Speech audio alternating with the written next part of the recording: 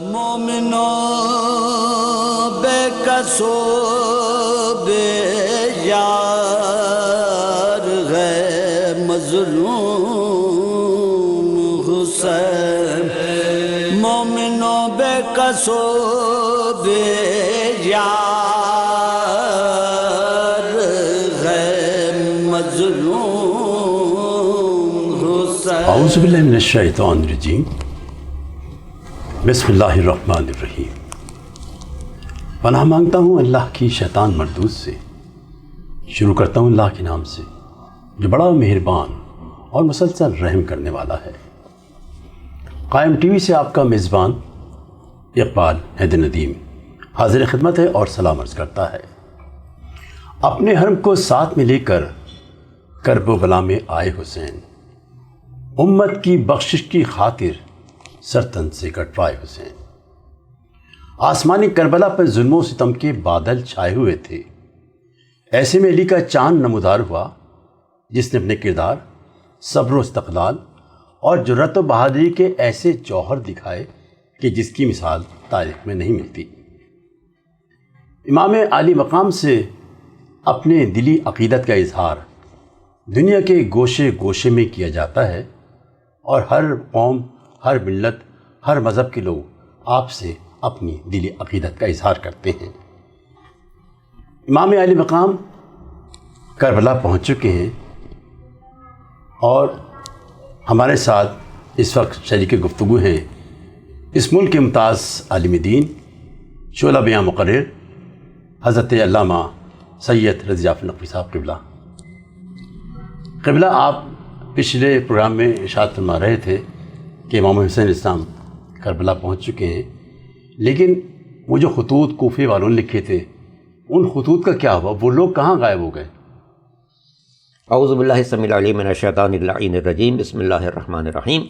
الحمدللہ رب العالمین والعاقبۃ للمتقین والصلاۃ والسلام علی سیدنا و نبینا ابی القاسم محمد وآلہ الطیبین الطاہرین المعصومین واللعنۃ علی اعدائہم اجمعین۔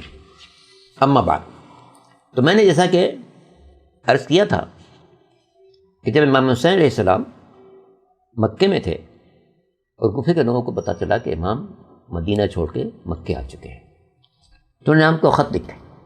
دو قسم کے لوگوں نے خط لکھے ہیں، کچھ دنیا دار لوگوں نے، کچھ مخلص دیندار لوگوں نے۔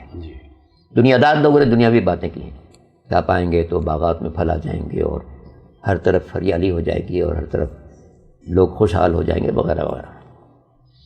دیندار مخلص لوگوں نے خط لکھا تھا کہ یہاں پر کوئی ہماری ہدایت کرنے والا نہیں، کوئی ہمارا رہنما نہیں ہے۔ ہماری کتنی خوش قسمتی کی بات ہوگی کہ نواز رسول ہمارے درمیان آ جائے اور ہم اس سے کسب فیض کر سکیں۔ یہ خود بڑی تعداد میں تھے۔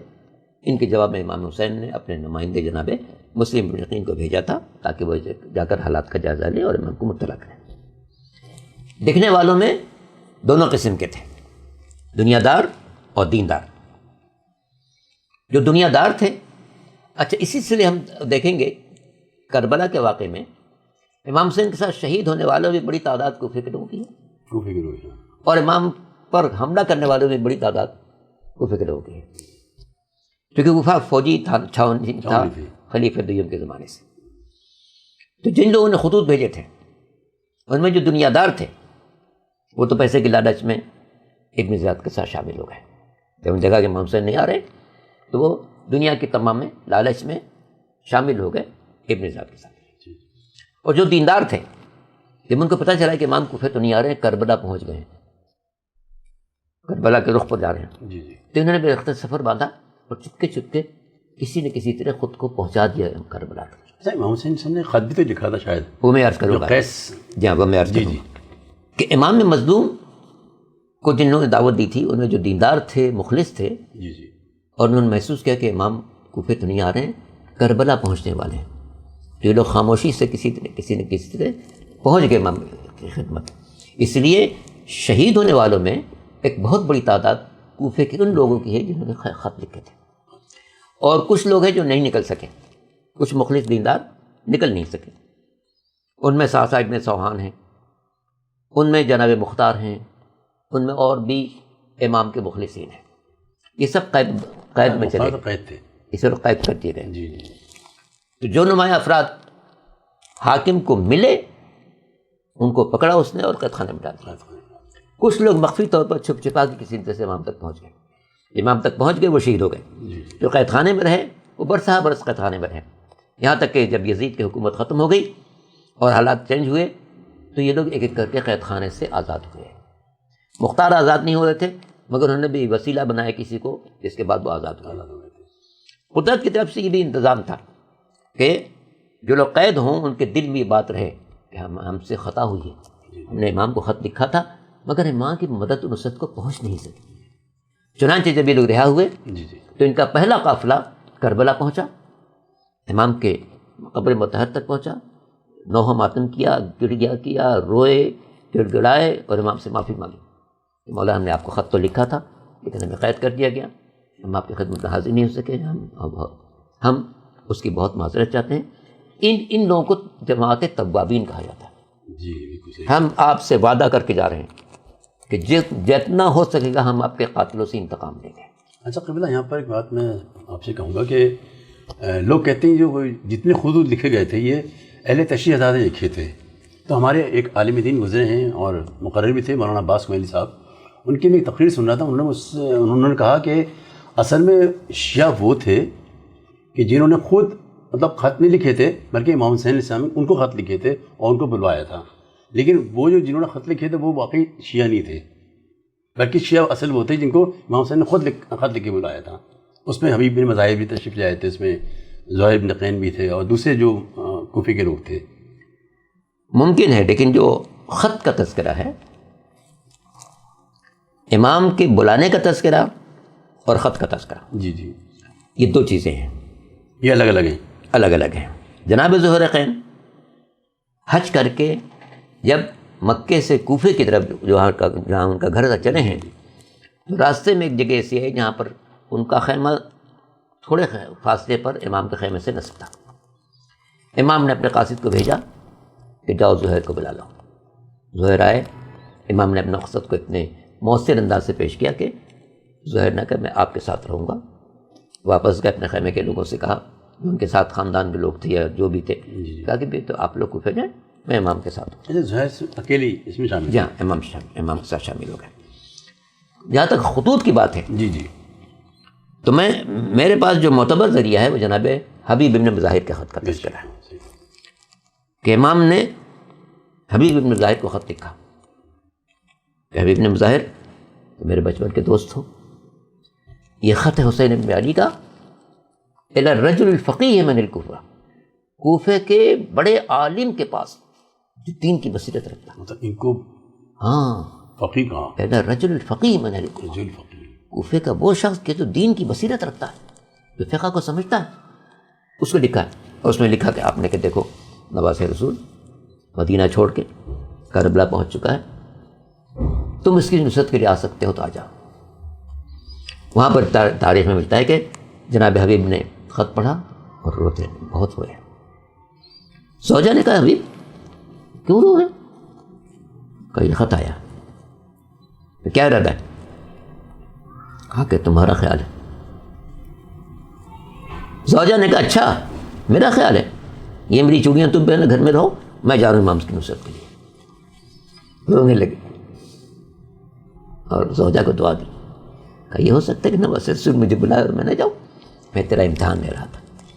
پھر اس کے بعد آپ نے اپنے خادم سے کہا کہ گھوڑا لے کر شہر کے باہر نکل جاؤ، کہیں پر مخفی طور پہ جاؤ کہ کسی کو پتہ نہ چلے کہ تم کہاں جا رہے ہو.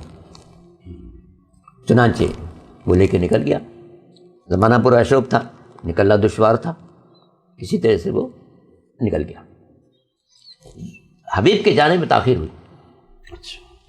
جب دیر ہو گئی اور نہیں پہنچے تو اس نے گھوڑے کو مخاطب کیا، اے گھوڑے اگر مالک نہیں آیا تو میں امام کی نصرت کے لیے جاؤں گا.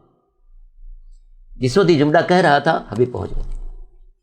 ان کا پالنے والے نواز رسول پہ اتنا وقت آ چکا ہے کہ غلام بھی اس پر رحم کھا رہے ہیں، جانور بھی رحم کھا رہا ہے، اور یہ شقی رحم نہیں کھا رہے ہیں. جانور سمجھ رہا ہے بات کو، جانور سمجھ رہا تھا. جانوروں کے آنکھوں میں آنسو تھے، رونے لگا، آنسو تھے. حبیب نے کہا کہ اللہ ایسا وقت آ چکا ہے نواز رسول پر. کہ غلام رحم کھائے، جانور رحم کھائے، یہ انسان رحم نہیں کھاتے۔ اس کے بعد سوار ہوئے اور آپ کربلا پہنچے ہیں، اور امام نے غیر معمولی طور پہ استقبال کیا ان کا۔ تو یہ خط تو مستند ہے، جی بالکل۔ باقی امام نے کس کو خط لکھے یہ مجھے معلوم نہیں ہے۔ البتہ یہ ضرور ہوا ہے کہ جن لوگوں نے امام کو خطوط لکھے تھے، جو ان میں دیندار تھے، جی جی جن نے واقعی خدا ترسی کے تحت امام سے درخواست کی تھی کہ آپ تشریف لائیں، اور جنہوں نے واسطہ بھی دیا تھا کہ اگر آپ نہیں آئیں گے تو ہم روز محشر پیغمبر سے شکایت کریں گے کہ ہم دین چاہتے تھے اور دین کا ذمہ دار ہمارے بلانے کے باوجود نہیں آیا۔ تو وہ لوگ شامل بھی ہوئے ہیں تو یہ لوگ جو تھے، ان میں سے جو کوفے پہنچ سکے، کربلا پہنچ سکے، وہ مخفی طور پر پہنچ گئے، اچھا وقف میں چھپ چھپ کے پہنچے۔ چھپ چھپا کے پہنچ گئے، چونکہ ہر طرف پہرا بیٹھ چکا تھا، تو کوئی کوفے سے کتنی تعداد نکلنے ہوگی نہیں۔ اندازاً ایسی کتنی تعداد ہوگی ان لوگوں کی تقریباً؟ ان کی تعداد 50 سے زیادہ ہے، اچھا جو چھپ چھپا کے کسی جب ان کو پتہ چل گیا کہ امام کربلا پہنچ چکے ہیں، چھپ چھپا کے کسی نہ کسی طرح سے یہ لوگ پہنچ گئے۔ باقی جو مخلصین تھے وہ قید ہو گئے۔ جب قید ہو گئے، اور پھر اس وقت تک قید رہے جب تک کہ یزید کی حکومت برقرار رہی۔ جب یزید سن 64 ہجری میں واصل جہنم ہو گیا تو پھر حالات چینج ہوئے اور یہ لوگ قید سے آزاد ہوئے۔ جہاں مختار کی حکومت آ گئی تھی جہاں شاید؟ نہیں، ابھی نہیں۔ ابھی نہیں۔ قید سے آزاد ہونے کے بعد سب سے پہلا کام انہوں نے کیا کہ قبر حسین پر گئے، کئی روز وہاں ٹھہرے، نوحہ ماتم کیا، گریہ کیا، روئے، امام سے معافی مانگی اور وعدہ کیا کہ ہم اس وقت تو قید میں چلے گئے تھے لیکن اب ہم آپ کے قاتلوں سے انتقام لیں گے۔ وقت ہوا ایک بریک کا، ملتے ہیں وقفے کے بعد۔ مومنو بے کسو بے یار ہے مظلوم حسین، مومنو بے کسو بے یار ہے مظلوم حسین۔ خوش آمدید ناظرین، ہم ابھی بات چیت کر رہے تھے واقعی کربلا پر۔ قبیلہ آپ فرما رہے تھے کہ جن لوگوں نے خطوط لکھے تھے ان کو شاید ابن زیاد نے گرفتار کر دیا، اس کا پھر انجام کیا ہوا پھر؟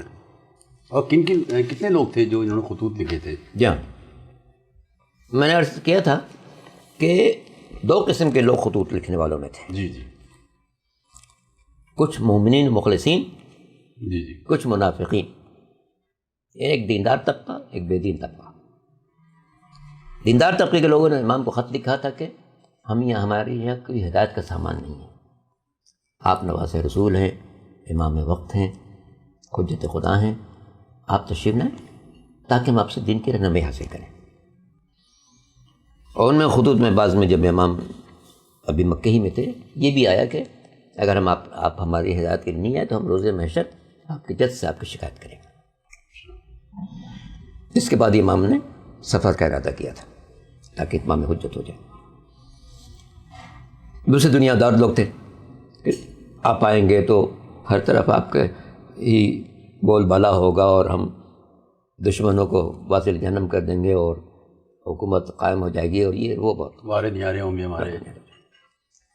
یہ 2 قسم کے تھے۔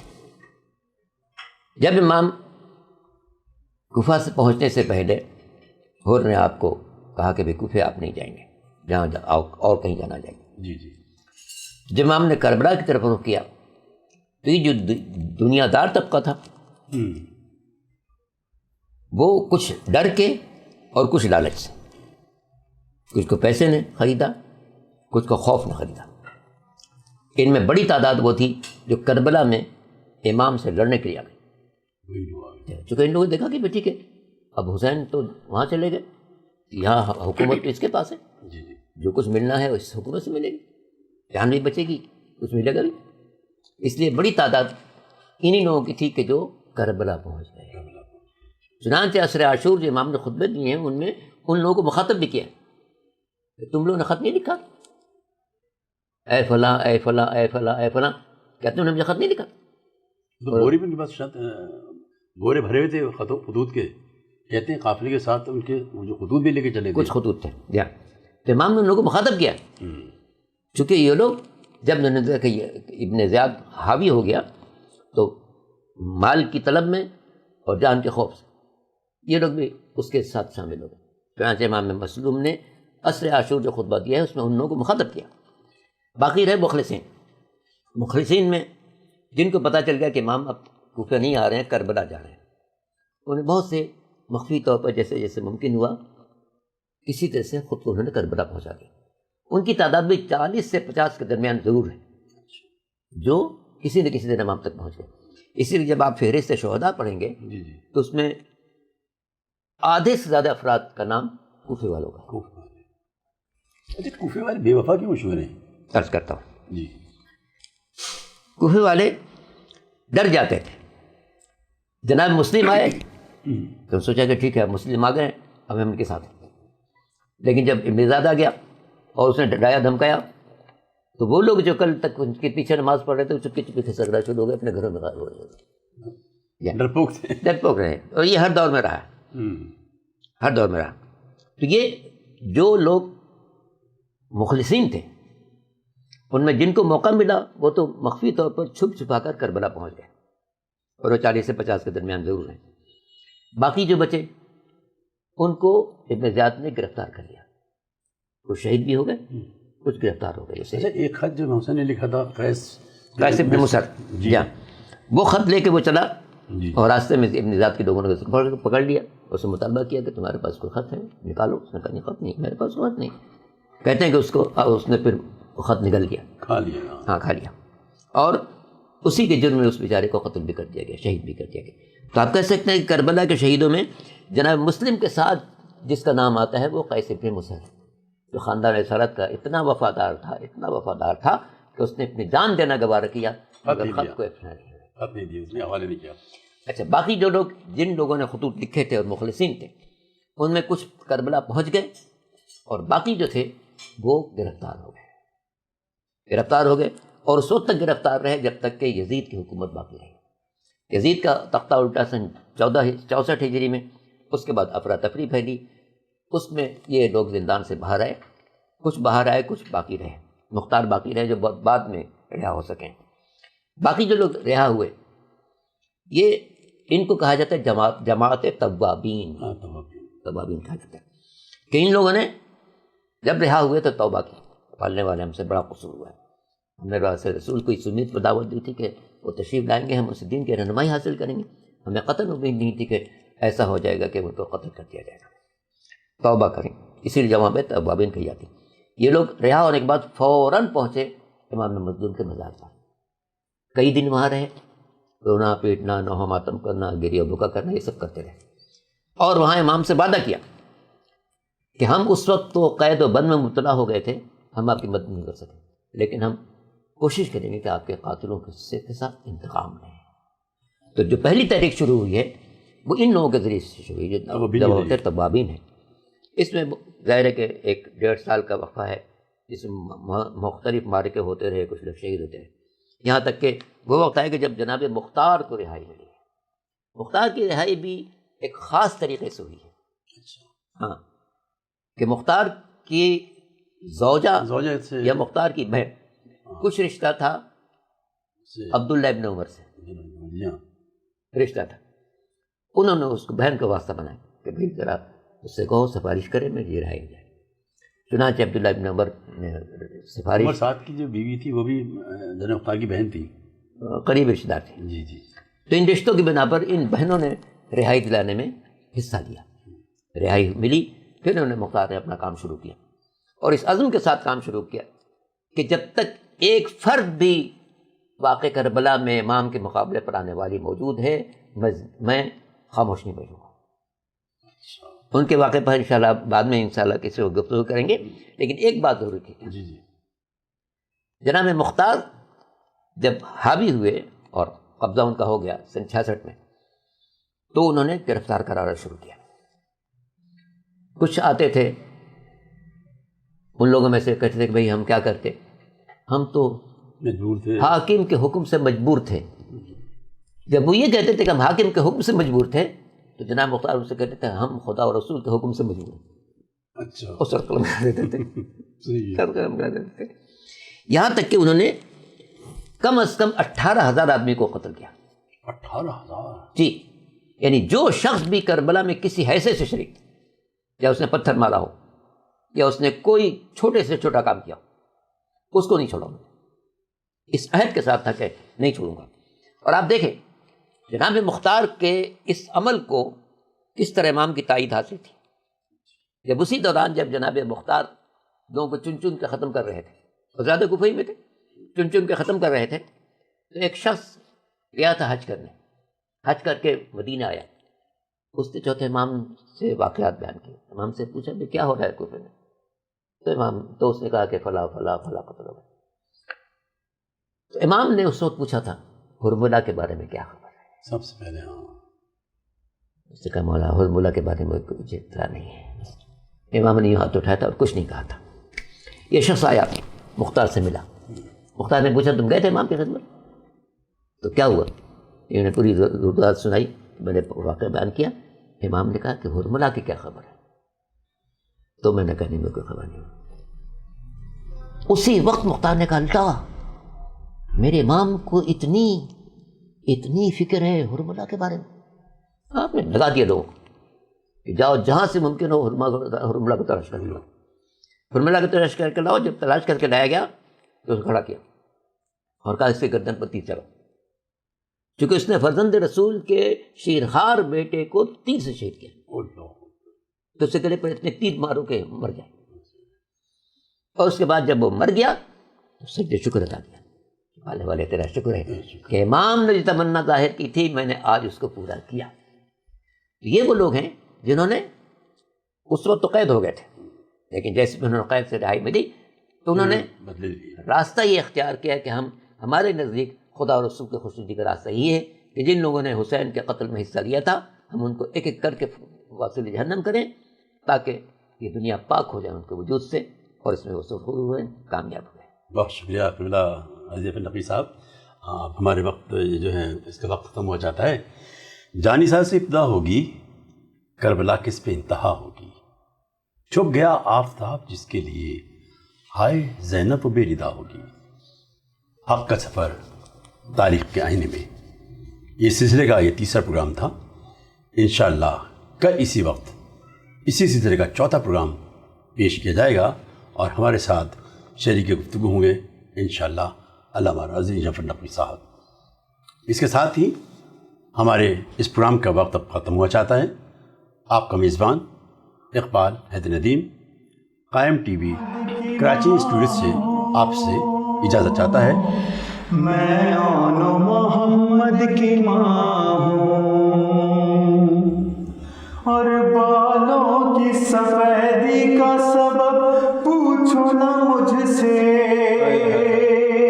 اور ان آنکھوں نے دیکھے ہیں ستم کرب و بلا کے۔